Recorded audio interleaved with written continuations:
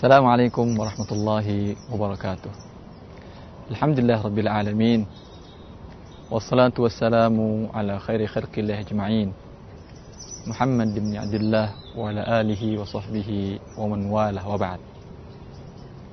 Kaum muslimin, kaum muslimat yang dimuliakan oleh Allah Subhanahu wa taala. Ketika kita membutuhkan contoh nyata kehidupan orang-orang yang sukses, yang selalu kita baca kehidupan mereka untuk menambah motivasi kita dalam mengarungi kehidupan dunia ini, banyak orang yang mempertanyakan, apakah ada teladan kisah sukses orang-orang terdahulu dari Islam yang sukses dalam usaha keduniaan mereka, sukses dalam mereka berbisnis? Jawabannya tentu ada dan pasti ada.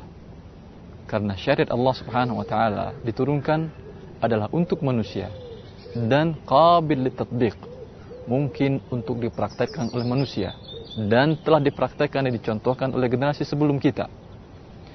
Orang sering menanyakan, saya ingin berusaha, saya ingin mencari dunia, tapi saya tidak punya modal. Ada contohnya para sahabat Rasulullah SAW, adalah Abdurrahman bin Auf. Diriwayatkan dalam Sahihain bahwasanya beliau datang dari kota Mekah menuju kota Madinah. Semua hartanya ditinggalkan di Mekah dan datang ke Madinah tanpa bawa apapun juga. Sampai di Madinah, dia ditawarkan oleh saudaranya Sa'ad bin Ar-Rabi' untuk menerima sebagian harta dia, untuk dikembangkan dia dan untuk hibah kepadanya.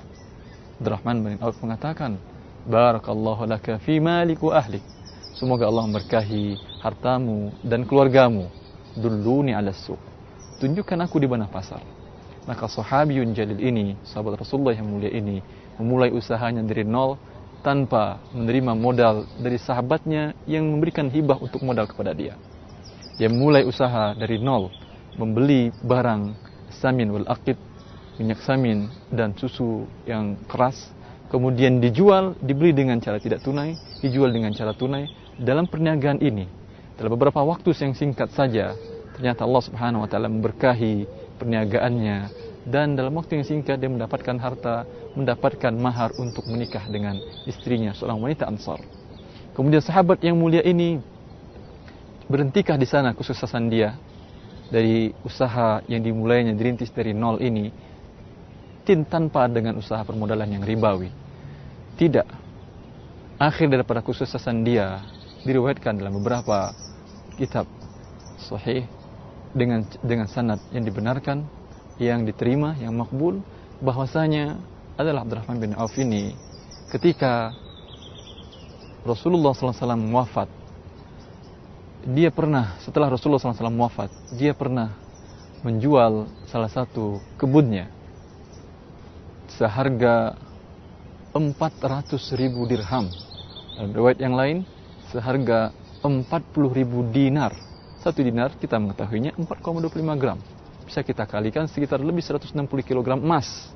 Ini semuanya diberikannya kepada istri-istri Rasulullah SAW. Setelah itu apakah kesuksesannya berakhir? Tidak.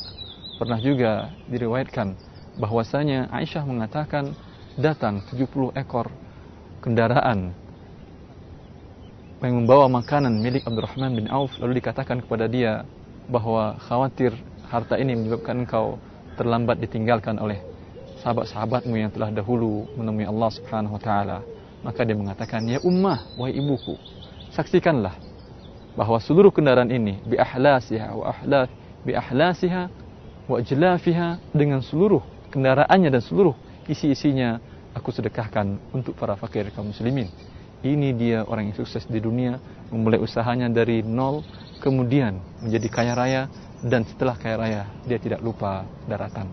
Maka contohlah rijal, contohlah generasi yang benar-benar memiliki kemampuan untuk menguasai dunia ini tanpa dunia menguasai dia. Dia bisa mengatur hawa nafsunya, bukan hawa nafsunya mengatur dia. Ini dia rijal, ini dari laki-laki. La tulhihim tijaratu wala bih'un an dzikrillah wa iqamis shalah wa ita'iz zakah yakhafuna yawman tataqallabu fihi alqulub wal absar.